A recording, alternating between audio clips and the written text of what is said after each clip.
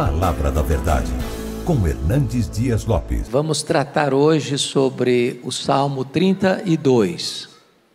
Abra sua Bíblia, por favor. E nós vamos ler esse texto e depois expor esta passagem. Salmo 32. Bem-aventurado aquele cuja iniquidade é perdoada, cujo pecado é coberto. Bem-aventurado o homem a quem o Senhor não atribui iniquidade, e em cujo espírito não há dolo.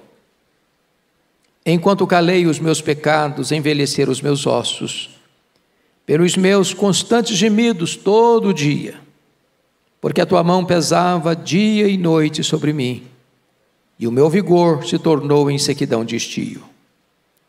Confessei-te o meu pecado, e a minha iniquidade não mais ocultei. Disse: confessarei ao Senhor as minhas transgressões, e tu perdoaste a iniquidade do meu pecado. Sendo assim, todo homem piedoso te fará súplicas em tempo de poder encontrar-te. Com efeito, quando transbordarem muitas águas, não o atingirão. Tu és o meu esconderijo, tu me preservas da tribulação e me cercas de alegres cantos de livramento. Instruir-te-ei e te ensinarei o caminho que deves seguir, e sob as minhas vistas te darão conselho. Não sejais como o cavalo ou a mula sem entendimento, os quais com freios e cabrestos são dominados, de outra sorte, não te obedecem. Muito sofrimento terá de curtir o ímpio, mas o que confia no Senhor, a misericórdia o assistirá. Alegrai-vos no Senhor, regozijai-vos, ó justos, exultai vós todos os que sois retos de coração. Amém. Eu quero tratar do seguinte tema na exposição desse salmo: a paz depois do perdão. A paz depois do perdão. Bom, é muito importante entender que esse salmo tem como pano de fundo, como background, o problema que Davi enfrentou num tempo de guerra, quando ele se levanta do leito, passeia pelo terraço e vê uma mulher tomando banho. Diz a Bíblia que a mulher era extremamente bonita, e o olhar seguido de desejo libidinoso faz Davi dar um passo rumo à queda, mandando mensageiros verificar, investigar que mulher era essa. E o retorno foi que essa mulher era Batseba, esposa de um dos seus guerreiros valentes, que estava na batalha, Urias, o heteu. Davi dá mais um passo e manda chamar essa mulher. A Bíblia não relata como ele conseguiu seduzir essa mulher e levá-la para a cama. Quanto tempo levou isso? Que argumentos ele usou? Como ela aqueceu aos seus galanteios?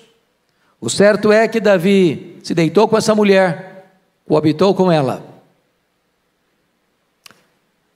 Diz o texto que em seguida esta mulher, passado o tempo, manda um recado para Davi: estou grávida.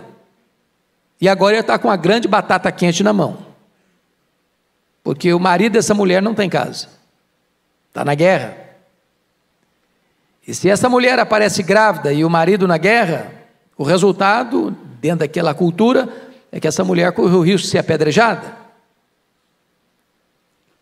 E então Davi dá mais um passo no seu expediente e manda chamar Urias da guerra.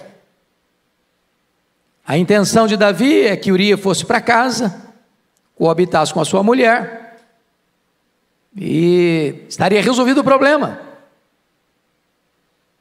Só que Urias era um homem tão íntegro que ele não achou que seria honesto da parte dele, tendo seus pares na batalha, fora de casa, ele fosse desfrutar da intimidade do seu lar, do relacionamento íntimo com a sua mulher. O plano de Davi começa a se frustrar. Então Davi dá mais um passo, dá um banquete, convida o cara, como se ele fosse uma pessoa muito ilustre, e Davi quisesse honrá-lo, e Davi consegue embebedá-lo, e Davi pensa, bêbado ele vai para casa. E talvez ele que não tenha relação com a mulher, ele não vai lembrar direito das coisas. Mas Urias, mesmo bêbado, não vai para casa. E agora o rei está numa situação adversa. Ele toma mais um passo, rumo à ruína. Ele escreve uma carta para o seu comandante Joabe, e disse: Joabe, bota Urias na frente da batalha, sem retaguarda. Deixa-o exposto aos flecheiros, para que ele morra. Bota a carta no envelope, bota o seu selo, e põe a carta na mão do portador. E o portador da carta é o próprio homem que vai ser assassinado. Um ato de crueldade. E Urias não sabe, mas leva uma carta para o comandante, e o conteúdo da carta era a sua própria morte.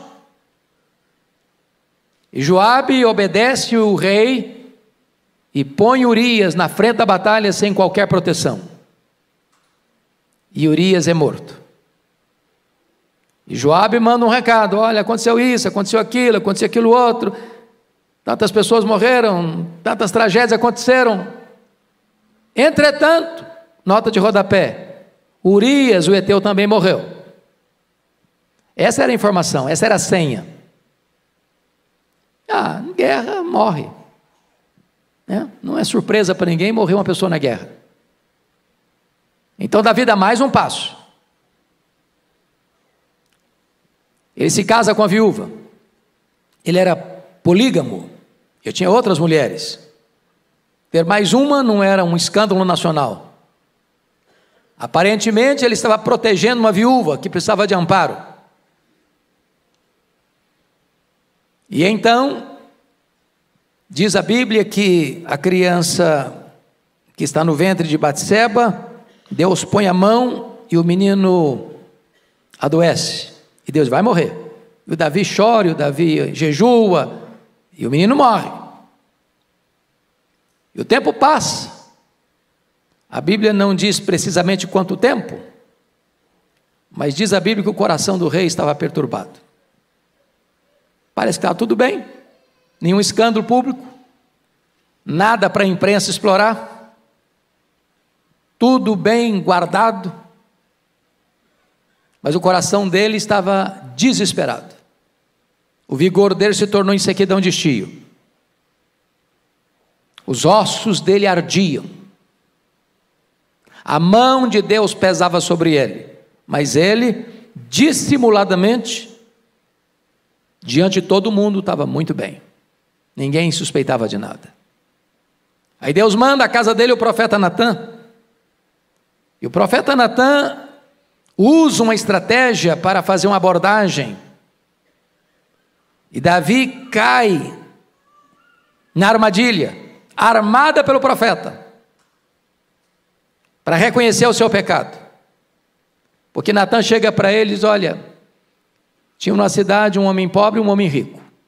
O homem rico tinha muitas reses, muitas ovelhas, muito gado, era um cara rico.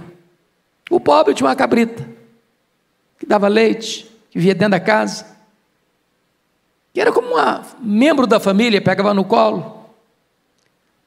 E aí o homem rico recebe uma visita ilustre, e o rico, em vez de ir lá no campo matar uma das suas reses, para fazer um lauto banquete para o seu convidado, resolve ir lá na casa do pobre, pegar a cabrita dele, a única que ele tinha, e matar, para fazer a refeição para o seu convidado. Quando Davi escuta isso, ele fica irritado, ele tinha um senso de justiça. Esse cara deve morrer. Aí o Natan bota o dedo no nariz dele e diz: você é o cara, você é o homem. Deus te deu o reino, Deus te deu riqueza, Deus te deu até muitos privilégios e prazeres, e você foi tomar a mulher de Urias, e ainda matar Urias. Nesse momento Davi cai em si e diz: pequei, se arrepende, confessa, e Deus diz: está perdoado, mas a espada não vai fugir da sua casa. E esse texto é o relato e o registro dessa confissão, desse arrependimento, desse perdão e da restauração divina a Davi. É claro, meus amados irmãos, que Davi comete aqui 3 pecados, e o primeiro dele é adultério, o segundo dele é assassinato, e o terceiro pecado é dissimulação. Então nós vamos olhar agora esse texto que, do meio das tempestades da alma, se levanta como o óleo fresco da graça, da misericórdia e do perdão de Deus. Então, primeiro ponto que eu destaco aqui: a paz depois do perdão é a felicidade do perdão. Olha comigo o verso 1: bem-aventurado aquele cuja iniquidade é perdoada, cujo pecado é coberto. Veja você que começa com essa palavra bem-aventurado, e essa palavra é riquíssima, é poderosíssima. Esta palavra é muito feliz. É como Jesus abre as bem-aventuranças: bem-aventurados os humildes de espírito, bem-aventurados os que choram. Ou seja, o perdão de Deus é a maior fonte de alegria que uma pessoa pode ter na vida. Meus irmãos, o pecado é terrível, é maligníssimo, é pior do que a pobreza, é pior do que a doença, é pior do que a perseguição, é pior do que a solidão, é pior do que a morte. Porque esses males podem nos atingir e jamais nos afastarem de Deus. Mas o pecado é maligníssimo porque ele nos priva do maior bem, a comunhão com Deus. Porque Deus é a fonte da plena e maior alegria. É na presença de Deus que tem plenitude de alegria. É impossível coexistir comunhão com Deus e pecado. É impossível coexistir paz e pecado. Por isso ele diz que feliz é aquele cuja transgressão é perdoada. A palavra transgressão no hebraico, a palavra pechá, significa rebelião, alta traição contra o soberano. É passar dos limites, é rebelar-se contra Deus. E o que o texto quer nos informar é que bem-aventurado é aquele cuja iniquidade, toda essa sujeira é perdoada. Você e eu estamos aqui, e nós estamos aqui porque a nossa sujeira foi perdoada.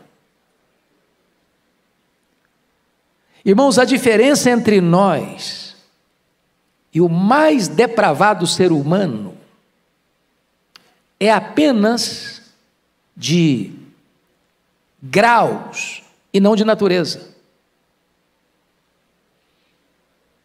Está dentro de nós todo o potencial para toda a malignidade do pecado. É isso que os teólogos entenderam por depravação total. Não há nenhuma área da nossa vida que não tenha sido afetada pelo pecado. A nossa razão, a nossa emoção, a nossa vontade. Não há parte sã na nossa vida. Como Moody, certa feita, caminhava com um irmão da igreja para uma cruzada nos Estados Unidos, e a pessoa que o acompanhava olhou para um bêbado caído na sarjeta, todo sujo, de vômito, e a pessoa disse: olha aí, Moody, que situação horrível. E Mu disse: ali estaria eu, se não fosse a graça. Nenhum de nós tem condições de jogar a pedra. Nenhum de nós tem condições, eu não faço isso, eu não faço aquilo. Não, o potencial do mal está dentro de nós. E feliz é o homem cuja essa sujeira toda é perdoada. O perdão divino lava os pecados, e o perdão divino nos livra da culpa do pecado. Feliz é aquele, olha aí o verso primeiro ainda, parte B. Feliz é aquele cujo pecado é coberto. Coberto. A palavra chatá, pecado no hebraico, significa, mesmo que no grego, hamartia, sair do caminho, errar o alvo, viver fora dos padrões. Você se lembra que no dia que o sacerdote entrava no Santo dos Santos com sangue, e derramava o sangue sobre a arca da aliança, a ideia ali é de que o pecado estava sendo coberto com sangue. Quando se olhava, não via mais o pecado, porque estava coberto com sangue. A ideia aqui, cujo pecado, está no versículo 1, feliz, bem-aventurado é aquele cujo pecado é coberto, é exatamente isso. O sangue cobriu o pecado. Deus olha e vê o sangue, e ao ver o sangue, sabe o que significa isso? O juízo foi aplicado. Não tem perdão sem justiça, irmãos. Falar em perdão sem justiça é macular a honra de Deus. Deus não faz vistas grossas com o pecado. Deus não faz concessão ao pecado. Deus jamais diz: não, isso aí não tem problema não, vou perdoar, tá, esquece, está tudo bem, tudo resolvido. Não, Deus não faz isso não. Deus pune o pecado. Deus julga o pecado. E toda a história do Antigo Testamento, com todas aquelas matanças de cordeiros e sangue que era colocado no altar, tinha uma única intenção: aquilo era apontar para a cruz, apontar para o Cordeiro de Deus, porque na cruz Deus fuzilou o seu próprio filho com a espada da lei, fazendo cumprir cabalmente a justiça dele, porque ele morre como nosso substituto, representante, fiador. Então Deus aplica o juízo no Filho, para que o sangue do Filho cubra o nosso pecado. Por isso a Bíblia diz: feliz é aquele cujo pecado é coberto. O juízo foi aplicado, a lei foi satisfeita, e então a base legal para o perdão. Mas em terceiro lugar, feliz é aquele a quem o Senhor não atribui iniquidade. Olha o verso 2: bem-aventurado o homem a quem o Senhor não atribui iniquidade. A palavra iniquidade, a palavra avon no hebraico, é depravação, distorção moral, perversão. Aqui está o coração da Bíblia, irmãos, aqui está a essência do Evangelho. Como assim aquele a quem Deus não atribui iniquidade? Alguém de nós aqui está desprovido de iniquidade? Como assim Deus não atribui iniquidade, se eu sou iníquo? Como é que Deus faz isso? Como é que Deus resolve isso? Como é que Deus pode ser justo e ao mesmo tempo justificador do ímpio? Como é que Deus faz isso? Esse texto de Davi está trazendo à baila, à tona, a gloriosa doutrina da justificação pela fé. E você se lembra que na cruz houve 3 transações. A primeira delas, diz lá em 2 Coríntios, capítulo 5, verso 19, Deus estava em Cristo reconciliando consigo o mundo, não imputando aos homens as suas transgressões. O que é a doutrina da imputação? A palavra imputar significa pôr na conta de. Quando Deus foi nos salvar, a primeira coisa que Deus fez, Deus não botou na sua conta, na minha conta, na nossa conta, o nosso pecado, a nossa dívida. Porque se Deus botasse na nossa conta a nossa dívida, se Deus imputasse a nós as nossas transgressões, nós não sairíamos delas, porque a nossa dívida é impagável. Segunda transação da cruz, está lá em 2 Coríntios 5, 21. Aquele que não conheceu o pecado, Deus o fez pecado por nós. Significa o quê? Que Deus não imputou a mim o meu pecado, mas Deus imputou o meu pecado sobre o filho dele. Deus lançou sobre ele a iniquidade de todos nós. Ele foi feito pecado por nós. Ele foi ferido pelas nossas transgressões. Agradou ao Pai moê-lo naquela cruz. Deus aplica no Filho o golpe da lei e satisfaz a sua justiça, porque o Filho, como nosso substituto, representante, fiador, morreu pelos nossos pecados em nosso lugar. É só por isso que você pode ler o versículo 2: bem-aventurado o homem a quem o Senhor não atribui iniquidade. O camarada é iníquo, ele cometeu iniquidade, Deus não atribui a ele a iniquidade dele. Por quê? Por quê? Por que eu não tenho que morrer pelos meus pecados? Por que eu não tenho que ir para o inferno por causa dos meus pecados? Não é porque eu sou bom, porque eu sou santo, porque eu não cometo pecado? Não! É porque Deus pegou os meus pecados, as minhas transgressões, as minhas iniquidades e lançou todas elas sobre o seu Filho. E quando os meus pecados foram lançados sobre o Filho de Deus, a lei exigiu que ele morresse, porque o salário do pecado é a morte. Ele não morreu como um mártir, ele não morreu como uma vítima indefesa, ele morreu vicariamente, substitutivamente, ele morreu no nosso lugar, ele morreu pelos nossos pecados. Agora Deus não atribui mais iniquidade a mim, sabe por quê? Porque Deus é justo, e Deus sendo justo, ele não pune o mesmo pecado duas vezes. Ele puniu o meu pecado no Filho dele, para não punir o meu pecado em mim mesmo. É isso que Davi está ensinando aqui. Feliz o homem a quem Deus não atribui iniquidade. Terceira transação da cruz, está lá em 2 Coríntios 5, 21. Aquele que não conheceu o pecado, Deus o fez pecado por nós, para que nele nós fôssemos feitos justiça de Deus. Sabe o que Deus vai fazer agora? Deus vai imputar, ou seja, botar na nossa conta toda a justiça do seu Filho. Notem vocês que justificação é um ato, não é um processo. Segundo, justificação não tem graus, não tem ninguém mais justificado do que outro. Prestem bem atenção no que eu vou lhes dizer. A justificação não faz você justo, justificação declara você justo, é um ato de declaração. Então, quando Deus puxa sua ficha lá no tribunal do céu, sabe o que está lá? Justificado. O que significa isso?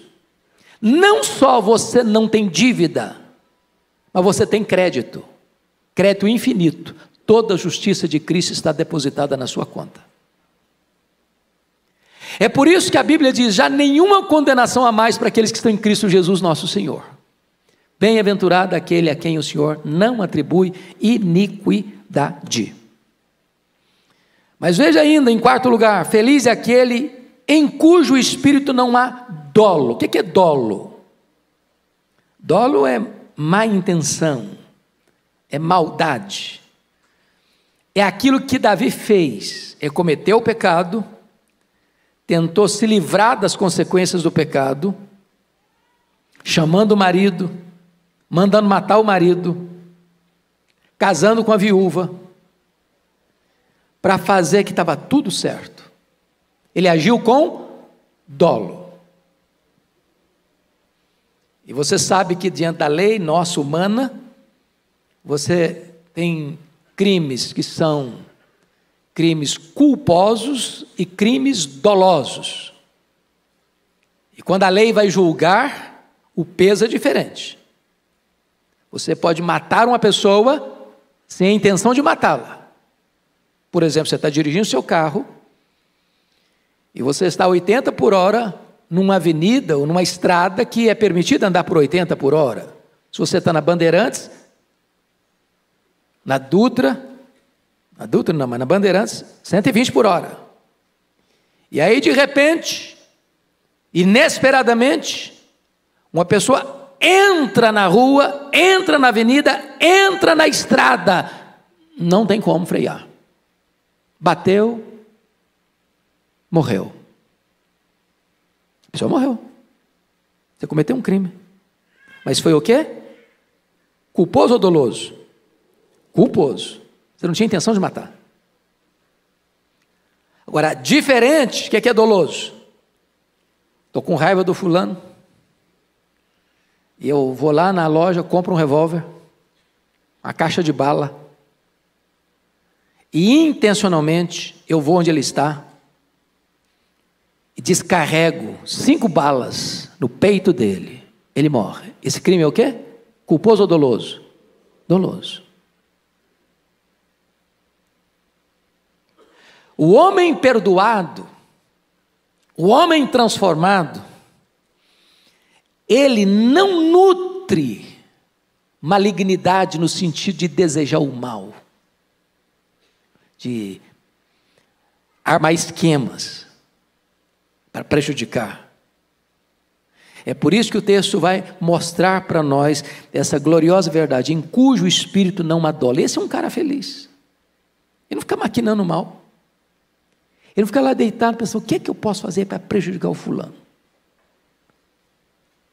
O que é que eu posso fazer para tomar o que é do fulano? O que é que eu posso fazer para acabar com a reputação do fulano? Não, ele não age mais dessa maneira. Então vamos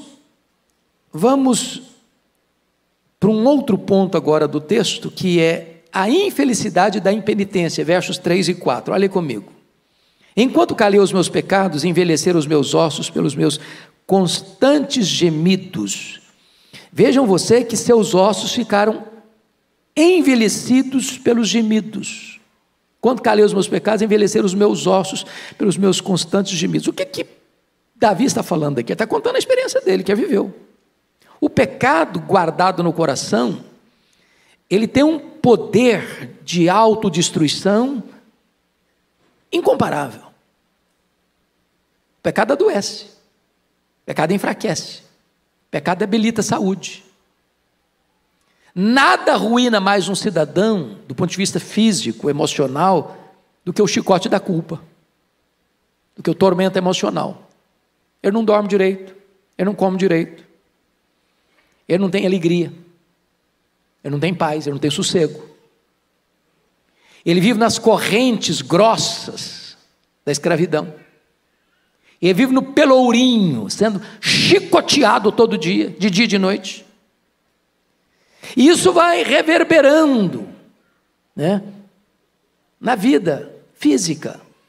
Eu li um relatório, eu não sei se os médicos que estão aqui podem me dizer se essa estatística ainda é real, e eu preguei em vários congressos de médicos e de enfermeiros, Brasil afora, e essa informação era falada assim com muita clareza, que cerca de 50% das pessoas que passam pelos hospitais, os problemas são chamados causas psicossomáticas. Ou seja, os problemas da vida, a culpa, o pecado, as mazelas da vida, vão misturando aí com suas emoções, isso vai sendo somatizado, isso vai debilitando a sua saúde, vai mexendo com você. E vou lhe dizer mais, não tem divã de psicanalista que resolve culpa. Não tem remédio da farmácia que você toma e alivia a culpa. Você alivia uma dor física, mas a culpa não. O chicote da consciência não. E aqui Davi está mostrando que o problema da culpa corrói. O pecado é como se fosse uma serpente que você vai aquecer no seu peito. Ela vai te pegar, ela vai te picar, ela vai deixar veneno em você. Mas nota em segundo lugar, que ele vai dizer aí no verso 4, outra coisa gravíssima. Porque a tua mão pesava de dia e de noite sobre mim. Ô, gente, a mão de Deus é uma bênção, né? É a maior dádiva que nós podemos ter, a mão de Deus. A mão de Deus sobre nós. A mão de Deus que protege, a mão de Deus que dirige, a mão de Deus que guia, a mão de Deus que abençoa, é a mão de Deus. E nós não pedimos, Senhor, estenda a tua mão sobre nós. É uma bênção a mão de Deus, mas a mão de Deus também pode ser o nosso maior problema. Se a mão de Deus pesar, você está frito. Tem homem que te livra, tem dinheiro que te livra, tem viagem que te livra, não tem mudança de endereço que te livra. Não tem apartamento de cobertura que te livra, não tem mansão que te livra, não tem muro que te livra, não tem nada que te livra se a mão de Deus pesar sobre a sua vida. E ele diz, a tua mão pesava sobre mim. Quando?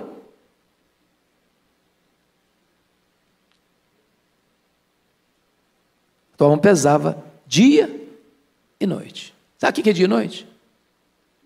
Sem pausa, sem trégua, sem descanso. Mas ele vai dar uma terceira informação sobre o perigo da infelicidade da impenitência.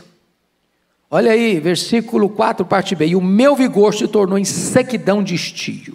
O pecado abate o espírito, entristece o coração e enfraquece o corpo. Ou seja, sofrimento e enfraquecimento caminham de mãos dadas. O cara murchou, secou, desidratou. Foi a experiência de Davi.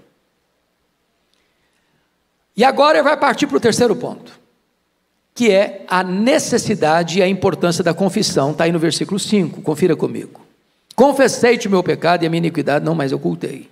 Diz, confessarei ao Senhor as minhas transgressões e tu perdoaste a iniquidade do meu pecado. Vamos entender isso aqui. Davi está expondo o salmo, mas você se lembra que não foi tão espontânea assim a confissão, não.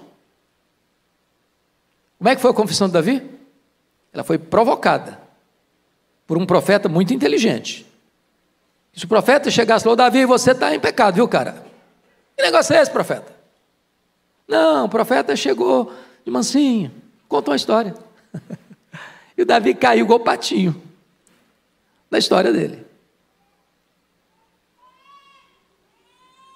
Tem hora, irmãos, que a nossa memória precisa ser trabalhada, porque às vezes a gente vai criando certas resistências, certas cercas de proteção para a nossa consciência, para não reconhecer o erro, ou para justificar o erro. Eu pequei por isso. Algumas pessoas dizem, não, mas o Davi, coitado, foi uma vítima. Como é que uma mulher vai tomar banho de janela aberta? Davi era vítima. A Bíblia não trata dessa matéria por esse viés. Em momento algum a Bíblia bota a culpa na Betseba, embora se ela tomou banho de janela aberta, não devia ter feito isso mesmo não. Ninguém está com licença aqui para tomar banho nu, em público, ou deixando a porta aberta, ou a janela aberta. Porque hoje não é a janela que está aberta mais não, é a mídia social. Tem gente que se veste sumariamente e tira uma foto bem bonita e posta. Ela quer ser vista. A intenção é exatamente despertar desejos. Vejam, não vão parar. Mas o ponto básico é o seguinte: o Davi está reconhecendo aqui que ele precisa confessar. Confessei-te o meu pecado e a minha iniquidade não mais ocultei. Em outras palavras, Davi destampa a caverna dos horrores. Abre a caixa da ferramenta. Abre a caixa preta. Joga tudo para fora. Se você pega uma ferida, por exemplo, ela tá lá. Se você tampa a ferida, o que acontece com essa ferida? Ela vai se contaminando, vai gangrenando, e ela pode ser extremamente perigosa. O que você tem que fazer? Abrir a ferida, fazer asepsia, aplicar o remédio. Esconder, tapar, botar uma cobertura para ninguém perceber, não é a solução do problema. Davi está dizendo, confessei-te o meu pecado. E qual o resultado? Disse: confessarei ao Senhor as minhas transgressões, e tu perdoaste a iniquidade do meu pecado. O que a Bíblia ensina em Provérbios 28:13? Quem lembra de cor? Vamos lá? Aquele que encobre, me ajuda aí, as suas transgressões jamais prosperará, mas aquele que as confessa e deixa, alcançará misericórdia. O que a Bíblia diz mais? Lá em 1 João 1,9: se confessarmos os nossos pecados, Deus é fiel e justo para nos perdoar os pecados e nos purificar de toda injustiça. A Bíblia diz que o nosso Deus tem prazer na misericórdia e é rico em perdoar. Deus não tolera um coração duro, mas Deus habita com abatido e contrito de coração. Não importa a gravidade do pecado, em havendo arrependimento e confissão, há perdão. Isso é maravilhoso, irmãos, porque embora o pecado seja maligníssimo, tem saída. Tem saída. Agora vamos entender isso aqui. Arrependimento é uma palavra muito importante na Bíblia, muito importante. E a palavra arrependimento, metanoia, na língua grega, ela tem 3 implicações muito importantes. Arrependimento implica em mudar a mente, mudar a emoção e mudar a vontade ou a volição. Porque nós somos o quê? Nós somos razão, nós somos emoção, nós somos volição, certo? O arrependimento tem que trabalhar essas 3 áreas, senão, se não completar o ciclo, não é arrependimento. Talvez a melhor forma de explicar isso é ilustrar a diferença entre Judas Iscariotes e Pedro. Judas traiu Jesus, Pedro negou Jesus. O Judas suicidou, o Pedro foi restaurado. Qual a diferença de atitude entre Judas e Pedro? No ciclo de Judas faltou um elemento. O elemento racional existiu, ele reconheceu o erro dele? Reconheceu. Ele ficou triste porque errou? Ficou triste. Então, de 3 elementos do arrependimento, ele tinha 2 etapas vencidas. Ele reconheceu o erro, foi lá para o sacerdote trair sangue inocente. E ele ficou tão triste que ele devolveu o dinheiro. Não quero saber desse dinheiro, esse dinheiro não resolve nada para mim. O que faltou para ele completar o ciclo? Voltar-se.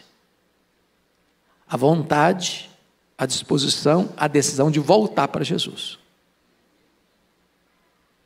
Por isso que a palavra arrependimento significa dar meia volta. Eu estou indo para cá, eu reconheço o erro e retorno. A vontade precisa agir, retornar para Deus. Porque se você não fizer o ciclo completo, você fica preso no cipoal do remorso, e o remorso leva ao suicídio, ao desespero. Pedro reconheceu o erro, Pedro ficou triste pelo erro, chorou, mas Pedro voltou-se para Jesus, completou o ciclo, é restaurado, é perdoado. Agora, notem vocês,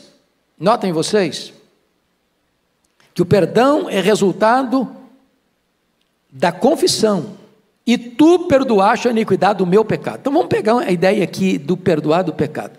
Você lembra lá do sacerdote, que quando ele ia fazer esse momento lá da expiação, um bode era sacrificado, e o sangue dele era derramado no altar. O outro bode, que era o bode emissário, o sacerdote impunha a mão sobre o bode, e de certa forma, como que confessava o pecado do povo, e soltava esse bode para o deserto, para ilustrar o fato de que quando você se arrepende e confessa, o seu pecado é removido de você, é afastado de você, é mandado embora de você, não tem mais iniquidade. É por isso que está escrito no versículo 5: e tu confessarei ao Senhor as minhas transgressões, e tu perdoaste a iniquidade do meu pecado, a sujeira do meu pecado, tu perdoaste. Por quê? Porque um outro alguém, um substituto seu, levou o seu pecado embora.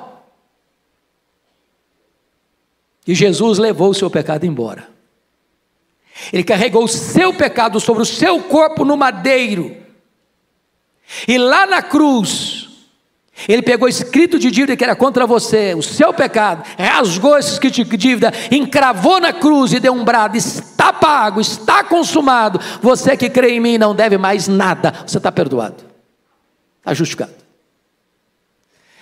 Isso é a essência do cristianismo, irmão, isso é a essência do evangelho. Se você não entender o que aconteceu na cruz, você vai viver uma vida cristã sofrida, machucada, ferida, porque você vai: meu Deus, eu errei, agora estou perdido e vivo triste, e não entende o que foi a cruz, se apropriando do perdão. Mas vamos ao terceiro ponto, aliás, ao quarto ponto, que é o impacto da obediência. Olha o versículos 6 e 7 aí comigo. Sendo assim, todo homem piedoso te fará súplicas, em tempo de poder encontrar-te. Com efeito, quando transbordarem as muitas águas, não atingirão. Tu és o meu esconderijo, tu me preservas da tribulação e me cercas de alegres cantos de livramento. Vamos destacar aqui 4 verdades. Primeira, um cristão arrependido é um exemplo para outros cristãos. Quando um crente, irmãos, tem um fracasso e cai, ou um crente comete um pecado, ao se arrepender, ao confessar, ao ser perdoado, ao ter sua vida mudada, aquele que caiu também vai olhar para você: puxa vida, o fulano caiu, o fulano cometeu um erro, o fulano foi perdoado, o fulano foi restaurado. Bom, eu também posso ser restaurado, eu também posso me arrepender, eu também posso confessar, e é o que eu vou fazer. É isso que ele está ensinando aqui. Sendo assim, todo homem piedoso te fará súplicas. O homem piedoso não é aquele homem que nunca erra, não. O homem piedoso é aquele que, porque todos pecam e todos erram, é aquele que reconhece o seu erro, é aquele que se arrepende do seu erro, é aquele que confessa o seu erro, é aquele que abandona o seu erro. Então a pessoa vai olhar e dizer: vale a pena confessar, vale a pena falar com Deus, vale a pena acertar a vida com Deus, vale a pena. E então todo homem piedoso te fará súplicas, em tempo de poder encontrar-te. Segunda coisa, um crente perdoado é poupado das tempestades da vida. Versículo 6, a parte B: com efeito, quando transbordarem as muitas águas, não atingirão. Ô gente, tem tribulação e tribulação. A tribulação da vida, o crente aguenta, de cabeça erguida. A tribulação que o crente não aguenta é a tribulação produzida especificamente por causa do pecado. Enquanto o cara não se vê livre disso, ele está na unha do inimigo, uma camisa de força, um pelourinho, sendo açoitado, atormentado, acuado, acusado, triste, ossos secos, vigor seco. É isso que ele está dizendo. É isso que ele está ensinando para nós. Vocês se lembram da história do Lutero? Lutero era um camarada que sempre teve dramas de consciência, né? Antes da conversão dele, o Lutero ia todo dia no confessionário, todo dia. E as confissões dele eram confissões assim, de 1 hora, 1h30, 2 horas. E o padre que recebia as confissões não aguentava mais aquela lorota toda. Dizem os biógrafos de Lutero que um dia o padre confessor disse para ele: ô Lutero, o dia que você cometeu um pecado de verdade, vem aqui, porque eu não aguento mais essa lorota sua, não. Porque o camarada tinha dramas de consciência. Dramas de consciência. Depois que ele conheceu a gloriosa doutrina da justificação pela fé, o justo viverá pela fé. Ele vai a Roma e sobe as escadarias do templo de joelhos, tentando aliviar a consciência, desesperado. E um dia depois da sua conversão, ele teve um sonho, aliás, um pesadelo. E o diabo apareceu para ele. E Lutero tinha esses dramas, para você ter uma ideia, na dieta de Worms, quando ele é levado à dieta de Worms diante das autoridades políticas e eclesiásticas da época, com as obras dele em cima da mesa, e ele sabia que a situação ali era gravíssima, a vida dele estava em risco. Perguntaram a Lutero: você nega, você volta, desculpa do pleonasmo, volta atrás, você afirma que você não crê mais nas que você escreveu? A coisa era tão dramática que ele diz: dá para eu pensar um pouco essa noite? E naquela noite, dizem os seus biógrafos, que ele enfrentou uma batalha espiritual tão grande, que parecia que o diabo estava ali no quarto dele, a ponto de pegar o tinteiro e jogar na parede, tentando jogar no diabo. Louvado seja Deus, no dia seguinte, quando as obras foram postas de novo na mesa, e perguntar para ele: você nega? Você se retrata? Ele respondeu: a não ser que vocês me convençam pelas escrituras que eu estou errado, eu não posso me retratar. Porque não é legítimo o homem agir contra a sua própria consciência. Que Deus me ajude. E ali foi o grande corte radical da reforma que começou em 1517. A dieta de Worms aconteceu em 1521. Mas dizem os estudiosos que certa feita ele está dormindo e ele tem um pesadelo e o diabo aparece para ele com a lista de pecados terríveis. Você fez isso, você fez isso, você fez aquilo, você fez aquilo outro, aquilo outro, aquilo outro. E no pesadelo mesmo, no sonho, Lutero disse: é verdade, eu fiz tudo isso aí. Só tem um detalhe que não está aí. É que o sangue de Jesus, o Filho de Deus, me purifica de todo o pecado. Oh, amados, isso traz alívio e cura para a consciência. Tira o fardo pesado da culpa. Traz cura para os ossos. Traz vigor espiritual. É a graça do perdão de Deus. Mas em terceiro lugar, um crente piedoso, ou melhor, um crente perdoado, tem Deus como seu esconderijo. Olha o versículo 7. Tu és o meu esconderijo. Oh, louvado seja Deus. Porque note você, um crente em pecado, ou seja, um crente que comete o pecado, não se arrepende dele, a mão de Deus está sobre ele. O que é que ele tem de Deus? Medo. É igual o Adão e Eva lá no Éden, fogem de Deus, correm de Deus, têm medo de Deus. Mas quando você é perdoado, Deus é o que para você? Refúgio. Você corre para Ele, não dele. Ele é seu abrigo, Ele é a sua cidade refúgio. Para Ele você pode correr, nele você tem segurança.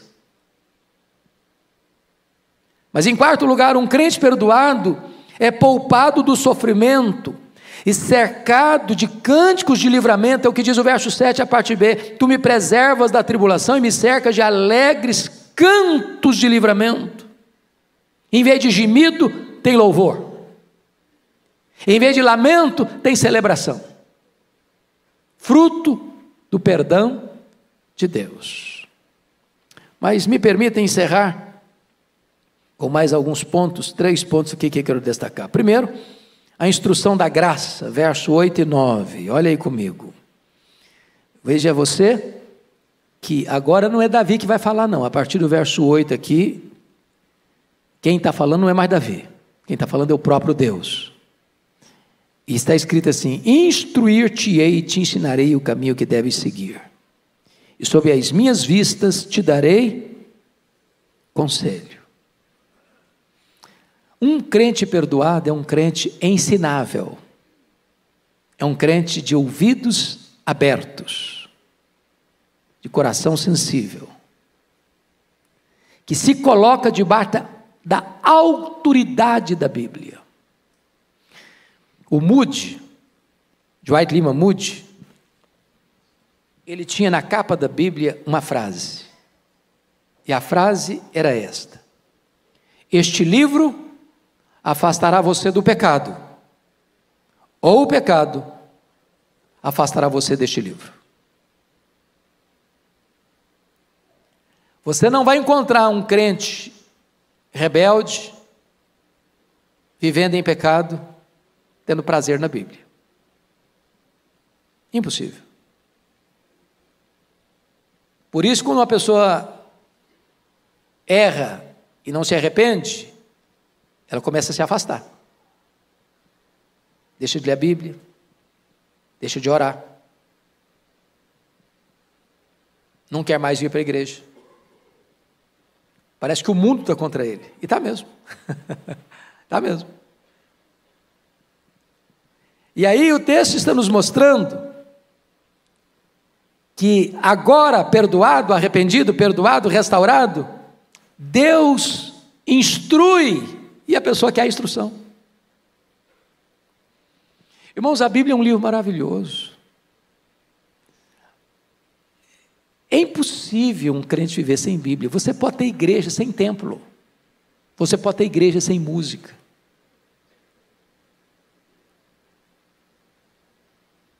mas você não pode ter igreja sem Bíblia.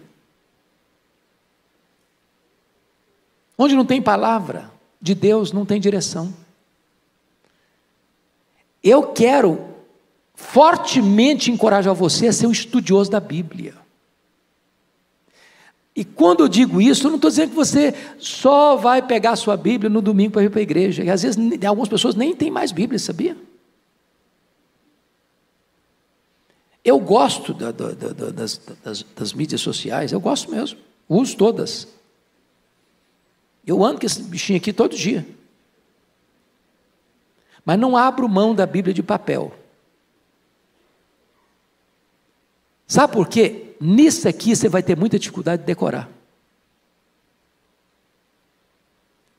Nisso aqui você vai ter muita dificuldade de fazer uma anotação ao lado do versículo que falou com você. Estava na minha devocional, li esse versículo, coisas novas vieram à tona, e eu vou lá e escrevo um pontozinho ali que me remete àquilo que Deus falou comigo. Já me pediram N vezes para eu mudar de versão. Minha Bíblia e a igreja aqui adota a versão ARA, né? Revista atualizada. Por que eu não mudo de versão? Agora saiu a versão atualizada, né? Ótimo, para quem está começando. Eu estou com 63 anos, tenho 40 anos de ministério. Pouquinho que eu sei de Bíblia, que eu decorei, que eu memorizei, é na versão ARA. Eu vou mudar para quê? Eu vou ter que memorizar tudo, eu não vou conseguir. Não vou conseguir. Eu vou manter aqui mesmo. Eu preciso trazer à minha memória a palavra de Deus. Eu preciso mergulhar um pouco mais fundo. Então, gente, se você quer ser um crente com tutano, com musculatura, tem que ler Bíblia. Mas ler Bíblia em casa. Nós estamos vivendo na melhor época do mundo. Hoje a gente tem Bíblia de estudo, hoje de todo jeito. Tem Bíblia para criança, para adolescente, para jovem, para adulto, para velho, para casado, para descasado, para empresário, para empregado. Não sei das quantas. Tem Bíblia de tudo quanto é jeito. E o povo é analfabeto da Bíblia. Uma loucura isso. Você vai pregar em Ageu, o cara começa a procurar Ageu em Gênesis. Ele não sabe nem que tem Ageu. Então, para Deus nos instruir, irmãos, Ele não vai chegar no seu quarto e, fulano, eu vou te instruir hoje.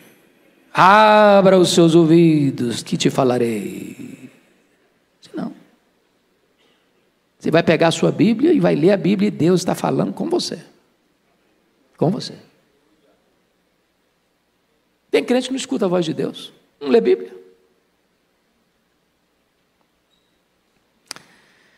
Mas tem um alerta necessário, porque se você não lê, o versículo 9 é que vai se aplicar aí, viu? Vamos ler o 9 em voz alta aí? Porque aí o problema é nosso agora, hein? Vamos lá, juntos? Não sejais como o cavalo ou a mula, sem entendimento, os quais com freios e cabrestos são dominados. É isso aí. É desse jeito aí.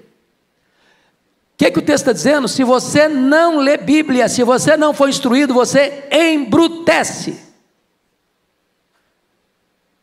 E aí o que acontece? O cavalo é chucro. E a mula é teimosa. Cabeça dura. Só vai obedecer com freio. Não adianta você chegar na orelha do cavalo e falar, paciência, vamos melhorar, cara, você está andando devagar demais. Você vai fazer um discurso de 1 hora para o cavalo, no pé do ouvido dele, ele não vai te obedecer. Você põe freio na boca dele, ele não vai te obedecer. A mula é teimosa, você fala uma vez, fala duas, bate, começa mesmo, teimosa. Tem crente que é assim. Se apanhar, para aprender. Falar não resolve. Porque não quer instrução. E quem não quer, já escutou aquela frase? Quem não escuta conselho, escuta coitado. Quem não aprende com o preceito, vai ter que aprender com a chibata. Então, amados, vamos ser inteligentes? Para a gente não apanhar desnecessariamente? Estude Bíblia. Você vai discernir o tempo que você está vivendo. Você vai fugir de certas encrencas na vida que você não precisa passar. Enrascadas que você não precisava entrar. De alianças que você não precisava fazer.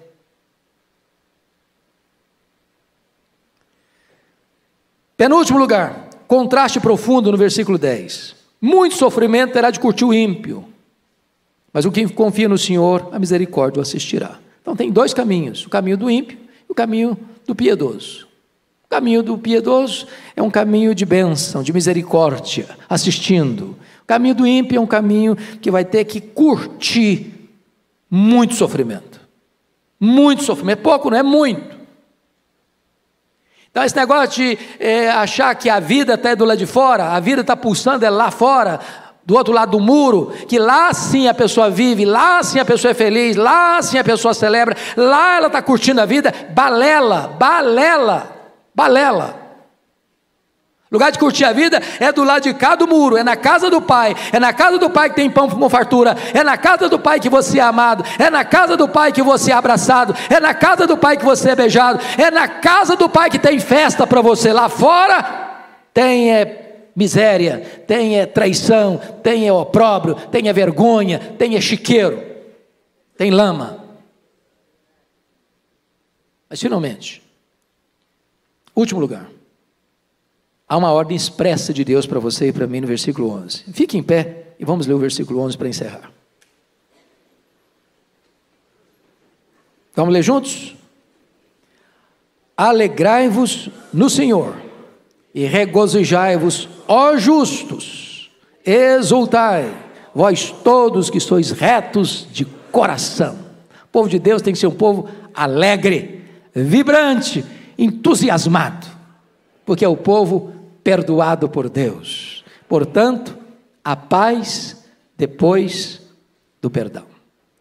Deus amado, nossa gratidão por esta manhã, nossa gratidão por esta igreja, nossa gratidão por estas portas abertas para acolher a todos nós, nossa gratidão pela Tua palavra, nossa gratidão pela Tua instrução, nossa gratidão pelo Teu povo que aqui está hoje, perdoado, lavado no sangue do Cordeiro, Te adorando e celebrando o Teu nome. Que a nossa vida seja para o louvor da Tua glória, em nome de Jesus. Amém.